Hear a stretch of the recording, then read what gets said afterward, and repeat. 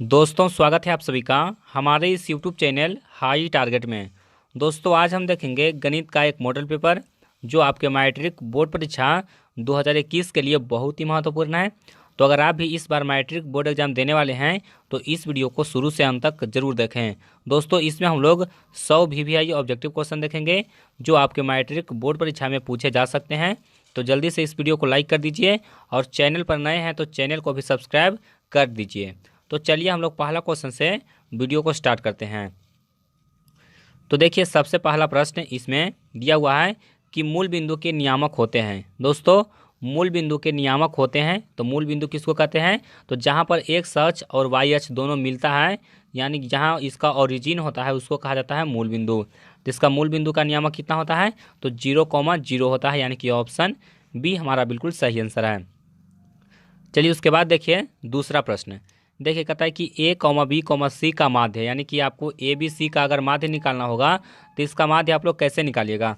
तो इसका माध्य निकालने के लिए फॉर्मूला होता है कुल प्रेक्षणों का योग बटा कुल प्रेक्षणों की संख्या, यानी कि ए प्लस बी प्लस सी कर देंगे और उसको 3 से भाग दे देंगे, क्योंकि कुल कितना संख्या है? 3 संख्या, यानी कि ए बी सी है तो इसको हम लोग 3 से भाग दे देंगे तो ये हमारा माध्य आ जाएगा, यानी कि ऑप्शन डी हमारा बिल्कुल सही है। चलिए उसके बाद देखते हैं अगला प्रश्न। देखिए कहता है कि साइन 30 डिग्री का मान है। दोस्तों साइन 30 डिग्री का मान कितना होता है? तो साइन 30 डिग्री का मान होता है 1/2 होता है। तो हमारा सही आंसर क्या होगा? ऑप्शन सी होगा। और दोस्तों एक प्रश्न आपके लिए है, बताइए कि tan 45 डिग्री का मान कितना होता है? आपको tan 45 डिग्री का मान लिखना है, तो आपको पूरा लिखना है कि tan 45 डिग्री का मान इतना होता है, तब पता चलता है कि आपका कौन सा प्रश्न का उत्तर दिए हैं। तो जल्दी से आप बताइए कि tan 45 डिग्री का मान कितना होता है। चलिए उसके बाद देखते हैं अगला प्रश्न। देखिए कहता है कि 4,0,3,2,3,6,3,8 का बहुलक है। दोस्तों इसका बहुलक निकालना है, तो बहुलक निकालने के लिए क्या करना है? सीधे देखना है कि सबसे ज़्यादा बार कौन आया है। तो सबसे ज़्यादा बार देखिए यहाँ पर 3 आया हुआ है, 1 बार 2 बार 3 बार, यानी कि 3 सबसे ज़्यादा बार आया है, तो इसका बहुलक कितना होगा? 3 होगा। चलिए उसके बाद देखिए अगला प्रश्न। कहता है कि एक्स अक्ष पर वाई नियामक का मान है। दोस्तों एक्स अक्ष पर वाई नियामक का मान कितना होता है? तो आप लोग जानते हैं कि देखिए एक्स अक्ष पर अगर हम लोग वाई नियामक निकालेंगे तो कितना होगा? 0 होगा, और वाई अक्ष पर अगर हम लोग एक्स नियामक निकालेंगे तो वो भी 0 होगा। तो हमारा सही आंसर क्या है? ऑप्शन ए होगा। चलिए उसके बाद देखते हैं अगला प्रश्न। देखिए कहता है कि अधिकतम बारंबारता वाला वर्ग अंतराल कहलाता है। दोस्तों अधिकतम बारंबारता वाला वर्ग अंतराल क्या कहलाता है? तो बहुलक वर्ग कहलाता है। हमारा सही आंसर क्या होगा? ऑप्शन सी होगा। चलिए उसके बाद देखिए 7वां क्वेश्चन, ये भी बहुत इंपॉर्टेंट है। देखिए कहता है कि संचयी बारंबारता वक्र कहलाती है। दोस्तों संचयी बारंबारता वक्र क्या कहलाती है? तो त्वरण कहलाती है, यानी कि हमारा सही उत्तर क्या हो जाएगा? ऑप्शन सी हो जाएगा। चलिए उसके बाद देखिए 8वां प्रश्न। कहता है कि वर्ग अंतराल 8 से 12 का वर्ग चिन्ह होगा। दोस्तों 8 से 12 का वर्ग चिन्ह क्या होगा? तो देखिए वर्ग चिन्ह निकालने के लिए क्या कहते हैं? तो दोनों को योग करके हम लोग 2 से भाग देते हैं, यानी कि इसका बीच वाला संख्या निकालना है। तो 12 और 8 कितना हो गया? 20 हो गया, और 20/2 कितना होगा? 10 होगा, यानी कि इसका वर्ग चिन्ह कितना आ गया? 10 आ गया।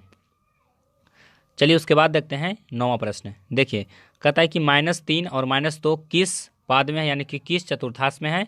दोस्तों दोनों माइनस में है, यानी कि यह तृतीय चतुर्थांश में होगा। हम बहुत और बताए हैं कि इसको कैसे बनाया जाता है, तो अगर आप पिछला वीडियो देखे होंगे तो आपको पता होगा कि इसका तृतीय पाद में यह कैसे है। चलिए उसके बाद देखिए अगला प्रश्न। ये भी प्रश्न हम बहुत बार बताए हैं कि tan 64 डिग्री बटा cot 26 डिग्री का मान है। देखिए इस तरह के प्रश्न को क्या करना है? तो सीधे इसका आंसर 1 होता है। हमारा सही आंसर क्या होगा? ऑप्शन बी होगा। देखिए इसको कैसे बनाना है? तो tan 64 डिग्री को हम लोग चेंज करके cot 26 डिग्री कर देंगे, और cot 26 बटा cot 26 कितना होगा? 1 हो जाएगा। देखिए 11वां क्वेश्चन कहता है कि अर्धगोले का पूर्ण पृष्ठ का क्षेत्रफल बराबर। तो दोस्तों अर्धगोले का पूर्ण पृष्ठ का क्षेत्रफल बराबर होता है 3πr²। सीधे आपको फॉर्मूला पूछा गया है, तो हमारा उत्तर क्या होगा? ऑप्शन सी होगा। चलिए उसके बाद देखिए 12 नंबर सवाल। कहता है कि एल्गोरिदम विभाजन विधि एक तकनीक है, यानी कि यूक्लिड विभाजन एल्गोरिथम जो विधि है वो एक तकनीक है। किसका तकनीक है? तो HCF निकालने का, यानी कि म स निकालने का एक तकनीक है। तो हमारा उत्तर क्या होगा? ऑप्शन बी होगा। चलिए उसके बाद देखिए 13 नंबर सवाल। कहता है कि चक्रीय चतुर्भुज के सम्मुख कोणों का योगफल। दोस्तों चक्रीय चतुर्भुज के सम्मुख कोणों का योगफल कितना होता है? 180 डिग्री के बराबर होता है। देखिए चक्रीय चतुर्भुज अगर हम लोग इस तरह से खींचेंगे तो इसका जो सम्मुख कोण कौन होगा? तो इसका सम्मुख कोण ये होगा। ये अगर ये सम्मुख अगर इसको ए मानते हैं, इसको बी मानते हैं, इसको सी मानते हैं और इसको डी मानते हैं, तो ए का सम्मुख कौन होगा? डी होगा, और बी का सम्मुख कौन होगा? सी होगा। इसी प्रकार से अगर बी और सी का अगर योग करेंगे तो 180 डिग्री होगा, और ए और डी का योग करेंगे तो 180 डिग्री होगा। तो इस तरह के प्रश्न आपको बोर्ड परीक्षा में पूछे जाएंगे। आपको एक कोण दे देगा, जैसे एक कोण दे दिया 50 डिग्री और पूछ दिया कि इसका सम्मुख कोण क्या होगा, तो हम लोग 180 डिग्री में से 50 डिग्री घटा देंगे, जो आंसर आएगा वो हमारा आ जाएगा। चलिए उसके बाद देखते हैं अगला प्रश्न। कहता है कि किसी दिए हुए बिंदु से वृत्त पर स्पर्श रेखाएं खींची जा सकती है। दोस्तों कोई बिंदु है, बाहरी बिंदु है, और उस पर हम लोग वृत्त पर स्पर्श रेखा खींचेंगे। कितना स्पर्श रेखा खिंचाएगा? तो 2 स्पर्श रेखा खींच सकते हैं। हमारा आंसर क्या होगा? ऑप्शन बी होगा। और दोस्तों एक प्रश्न आपके लिए है कि अगर 2 स्पर्श रेखा खींच सकते हैं तो दोनों स्पर्श रेखा को लंबाई होगा वो आपस में क्या होगा? आपको आंसर बताना है कि दोनों जो रेखा होगा आपस में बराबर होगा या फिर नहीं होगा। अगर आपको इसका आंसर पता है तो जल्दी से इसका आंसर आप लोग कमेंट बॉक्स में दे दीजिए। आप लोग वीडियो रोक करके भी कमेंट कर सकते हैं। चलिए उसके बाद देखिए, कहता है कि किसी प्रायिकता का अधिकतम मान होता है। दोस्तों किसी प्रायिकता का अधिकतम मान कितना होता है? तो 1 होता है।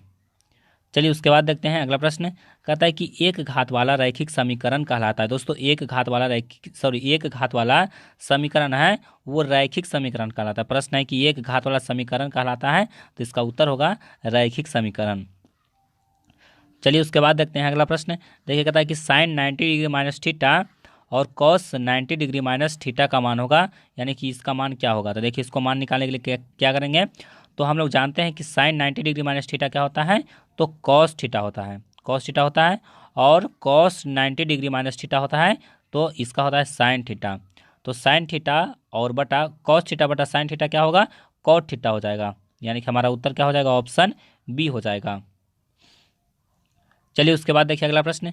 कहता है कि किसी समकोण त्रिभुज में कर्ण का वर्ग शेष अन्य भुजाओं के बराबर होता है। तो किसके बराबर होता है? तो देखिए कोई समकोण त्रिभुज है तो उसका जो कर्ण का वर्ग होगा वो अन्य 2 भुजाओं के योगफल के बराबर होगा, यानी कि ऑप्शन ए हमारा बिल्कुल सही आंसर है। दोस्तों ये थ्योरम है, इसको आपको याद करना पड़ेगा। चलिए देखिए 19वां क्वेश्चन, बहुत आसान क्वेश्चन है।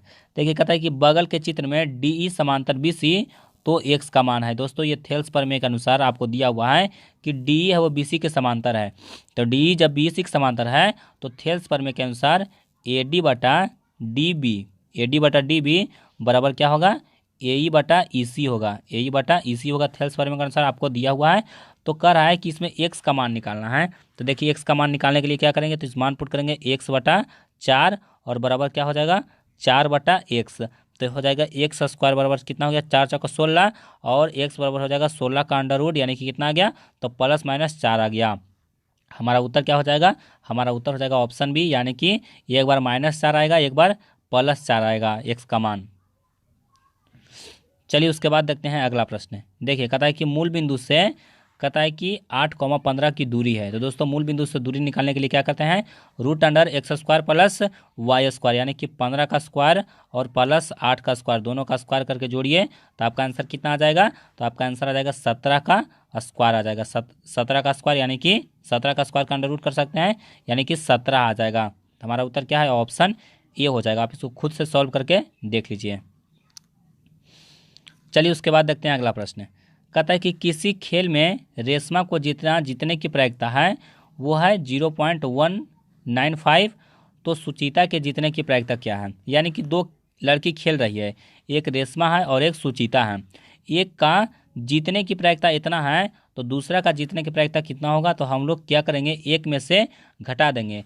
अगर एक में से हम लोग 0.95 अगर घटाएंगे तो कितना प्राप्त होगा? तो हमको प्राप्त होगा 0.05, यानी कि ऑप्शन बी हमारा बिल्कुल सही आंसर होगा। चलिए उसके बाद देखते हैं अगला प्रश्न। कहता है कि 2 लगातार अभाज्य संख्या का मौसा, तो 2 लगातार अभाज्य संख्या का मौसा कितना होता है? तो हमेशा 1 होता है। जैसे देखिए इसको एग्जाम्पल समझिए, अगर हम लोग 3 और 5 का निकालेंगे तो कितना होगा? 1 आएगा। उसी प्रकार से 7 और 5 का निकालेंगे तो कितना होगा? तो हमेशा 1 होगा। चलिए उसके बाद देखिए कहता है कि निम्नलिखित में से कौन परिमेय संख्या है। तो परिमेय संख्या आपको दिख रहा है कि अंडर रूट 125/49, यानी कि इसको 15/7 लिख सकते हैं, यह परिमेय संख्या है। चलिए उसके बाद देखिए, कहता है कि युग्म समीकरण ये जो दिया हुआ है a1x b1y प्लस c1 और ये जो दिया हुआ है a2x प्लस b2y c, यदि इसमें a1/b2 बराबर नहीं है b1/b2 के, तो समीकरण का हल होगा वो क्या होगा, तो ये बराबर नहीं होगा तो इसका केवल एक हल होगा, यानी कि अद्वितीय हल होगा। इस कंडीशन में हल क्या होता है, अद्वितीय होता है। हमारा उत्तर क्या हो जाएगा, ऑप्शन ये हो जाएगा। चलिए उसके बाद देखिए, कहता है कि किसी वृत्त के केंद्र से होकर बाहर जाने वाली जीवा कहलाती है। दोस्तों कहता है कि केंद्र से होकर बाहर जाने वाली जीवा क्या कहलाएगी, तो इसका वृत्त का व्यास कहलाएगी, यानी कि हमारा उत्तर क्या होगा, ऑप्शन बी हो जाएगा।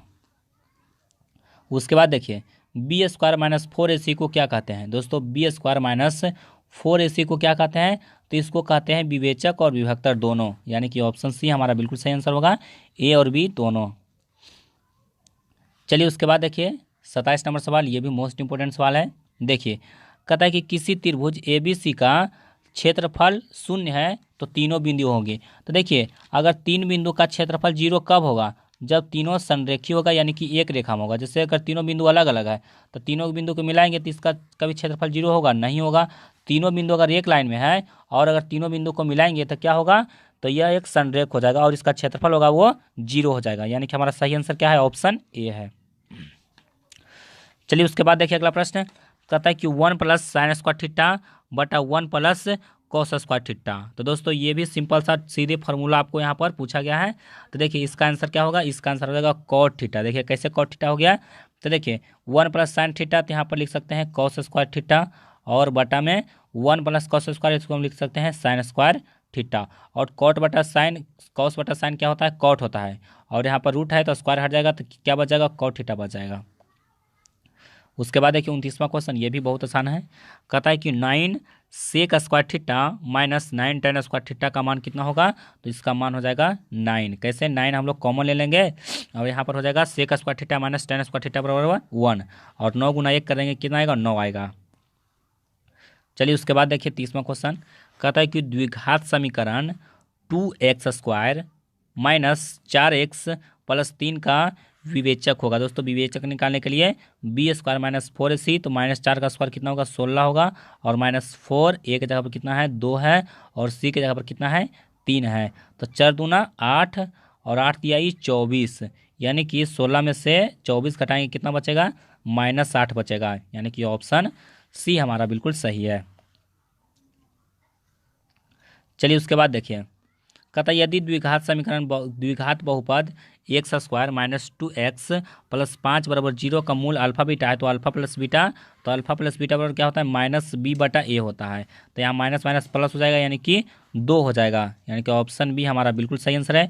दोस्तों देखिए आसान प्रश्न बोर्ड एग्जाम में प्लस माइनस में कन्फ्यूजन पैदा करने के लिए पूछा जाता है, तो इसमें आपको देखना है कि प्लस में होगा या फिर माइनस में होगा। ये सब प्रश्न इसीलिए देता है कि स्टूडेंट माइनस और प्लस में कन्फ्यूज हो जाते हैं, बाकी प्रश्न बहुत आसान है।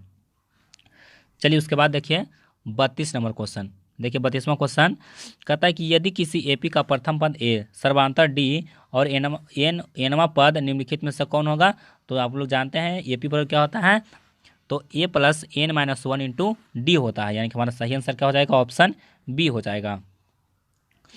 चलिए उसके बाद देखिए 33 नंबर सवाल, कहता है कि दो समरूप त्रिभुजों की भुजाओं का अनुपात 4:9 है, तो इसके क्षेत्रफल का अनुपात पूछा गया है, यानी कि दोनों का स्क्वायर कर देंगे, यानी कि 4 का स्क्वायर 16 और 9 का स्क्वायर 81, यानी कि 16:81। देखिए ऑप्शन सी में दिया हुआ यहाँ पर 1 है वो मिस प्रिंट हो गया है, जिसको आप लोग सुधार लीजिएगा, कितना आएगा 16:81।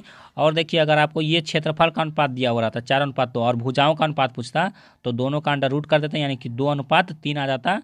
तो इस तरह के प्रश्न को आपको ध्यान रखना है। चलिए उसके बाद देखिए, कहता है कि किसी वृत्त के बाह्य बिंदु P से दो स्पर्शरेखाएं PA तथा PB खींची गई है, PA बराबर 8 सेंटीमीटर तो PB बराबर। देखिए कहता है कि कोई वृत्त पर बाह्य बिंदु से दो स्पर्शरेखा खींचा गया है, एक PA है और एक PB है। तो एक स्पर्शरेखा 8 सेंटीमीटर, तो दूसरा कितना होगा, तो दूसरा भी बराबर होता है 8 सेंटीमीटर होगा। और यही प्रश्न हम आपको पहले पूछे थे कि दोनों स्पर्शरेखा की लंबाई होता है वो आपस में बराबर होता है। चलिए उसके बाद देखिए, कहता है कि 1 + tan² थीटा बराबर है दोस्तों 1 + tan स्क्वायर थीटा किसके बराबर होता है? तो सेक स्क्वायर थीटा के बराबर होता है, यानी कि ऑप्शन ए हमारा बिल्कुल सही आंसर है। चलिए उसके बाद देखिए 36 नंबर सवाल कहता है कि एक सिक्का को उछालने पर चीत आने की प्रायिकता। दोस्तों ये चीत आने की प्रायिकता कितना होगा? 1/2 होगा, क्योंकि उसमें दो ही होता है, एक चीत होता है एक पट होता है। चीत आने की प्रायिकता 1/2, यानी कि हमारा सही उत्तर क्या हो जाएगा? ऑप्शन सी हो जाएगा। चलिए उसके बाद देखिए अगला प्रश्न बहुत आसान है। कहता है कि बिंदु -1,3 तथा -5,7 के बीच की दूरी है। तो दोस्तों दूरी फार्मूला, इसी में डिस्टेंस फार्मूला अप्लाई करना है और सीधे इसका दूरी निकाल देना है।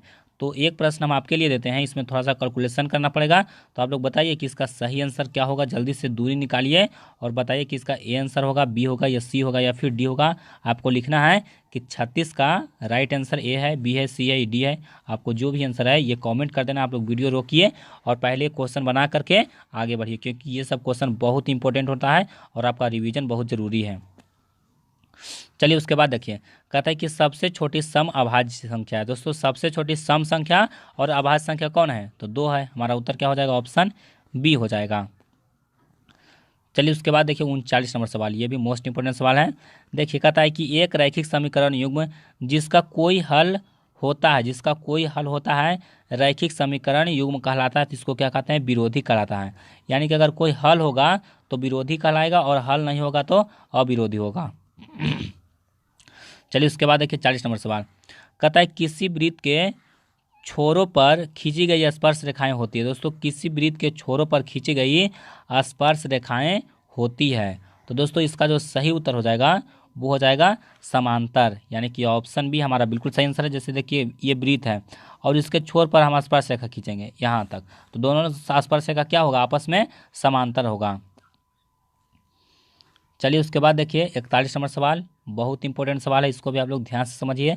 देखिए कहता है कि दी गई चर मानों को आरोही या अवरोही क्रम में सजाने पर बीच वाले चर का मान्य कहलाएगा। देखिए कहता है कि कोई चर मान है उसको आरोही यानी कि बढ़ते क्रम, अवरोही यानी कि घटते क्रम, यानी कि बढ़ते क्रम या घटते क्रम में सजा करके बीच वाला संख्या का चर मान क्या कहलाता है? तो उसको कहा जाता है माध्यक। क्या कहलाता है? माध्यक कहलाता है। इसको आपको ध्यान में रखना है। आपका उत्तर क्या होगा? ऑप्शन बी होगा। चलिए उसके बाद देखिए 42 नंबर सवाल, ये भी मोस्ट इंपोर्टेंट है। कहता है किसी बाह्य बिंदु से किसी वृत्त पर खींची गई स्पर्श रेखाओं की लंबाई क्या होती है? तो आपको बताए थे कि बराबर होता है, यानी कि समान होता है। चलिए उसके बाद देखिए अगला प्रश्न कहता है कि एक शंकु की ऊंचाई 24 सेंटीमीटर है, आधार की त्रिज्या 6 सेंटीमीटर है, तो शंकु का आयतन होगा। दोस्तों आपको शंकु का आयतन निकालना है, तो शंकु का आयतन का फॉर्मूला अप्लाई कीजिए और ये दोनों मान पुट कीजिए, आपको आंसर आ जाएगा। तो इसका भी आंसर बता देते हैं। 43 का जो सही आंसर होगा वो हो जाएगा 288 पाई। जल्दी से आप लोग बनाइए और बताइए कि ये आंसर सही है या फिर गलत है, या फिर तीनों में से और कोई होगा। आप लोग जल्दी से इसका कैलकुलेशन करके बना लीजिए। आप लोग शंकु का आयतन का फॉर्मूला है उसको रखिए और ये दोनों मान पुट कीजिए, आपका आंसर आ जाएगा। चलिए उसके बाद देखिए कहता है कि cos π/3 का मान है। दोस्तों cos π/3 कहने का मतलब वो क्या हुआ? तो यहाँ पर देखिए cos π/3 यानी कि 180/3, तो कितना हो गया? तो 180/3 की जगह तो कितना होगा?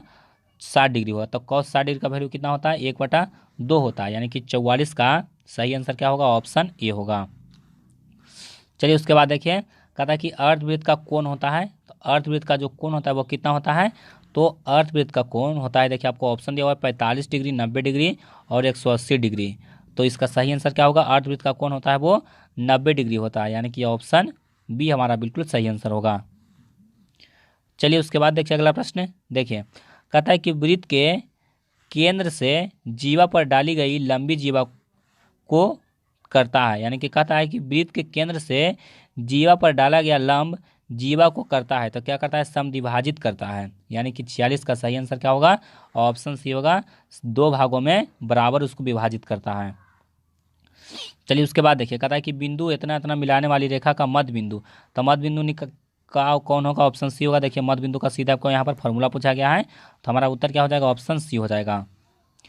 चलिए उसके बाद देखिए 48 नंबर सवाल कहता है कि यदि cos A बराबर 4/5 तो tan A का मान है। तो देखिए tan A बहुत आसान है। tan A का फॉर्मूला क्या होगा? तो tan A बराबर क्या हो जाएगा? तो B/P होगा, B/P होगा।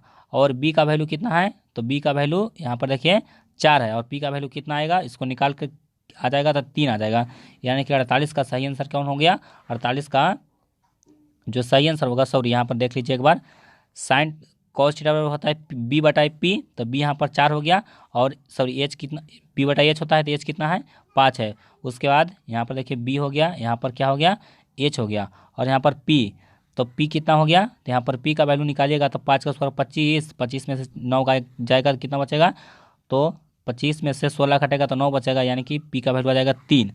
उसके बाद देखिए टेन थीटा, तो टेन थीटा बराबर क्या होता है, तो टेन थीटा बराबर होता है पी बटा बी, यानी कि पी बटा बी कितना है, तो 3/4, यानी कि ऑप्शन सी हमारा बिल्कुल सही आंसर होगा। चलिए उसके बाद देखिए अगला प्रश्न कहता है दो संख्याओं का गुणनफल बराबर होता है लसा गुणे मसा, यानी कि ऑप्शन बी हमारा बिल्कुल सही आंसर है।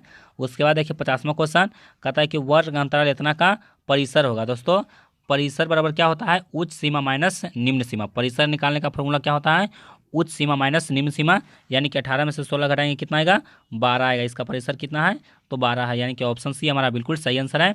तो दोस्तों इस वीडियो में हम 50 ऑब्जेक्टिव क्वेश्चन देख चुके हैं, और जो अगला वीडियो इसका आएगा उसमें हम लोग 51 से लेकर के 100 तक का ऑब्जेक्टिव क्वेश्चन क्लियर कर देंगे, क्योंकि वीडियो थोड़ा सा लंबा हो रहा है, और ज़्यादा लंबा वीडियो आप लोग को थोड़ा सा देखने में परेशानी होगी। तो आप लोग को वीडियो यहीं पर रोकते हैं, अगला वीडियो आएगा उसमें हम लोग बाकी का ऑब्जेक्टिव क्वेश्चन देख लेंगे। तो जल्दी से चैनल को सब्सक्राइब करके बेल आइकन को दबा लीजिए, और बताइए कमेंट में कि आपको वीडियो कैसा लगा, ये सॉल्यूशन आपको कैसा लगा, जल्दी से आप लोग कमेंट कीजिए।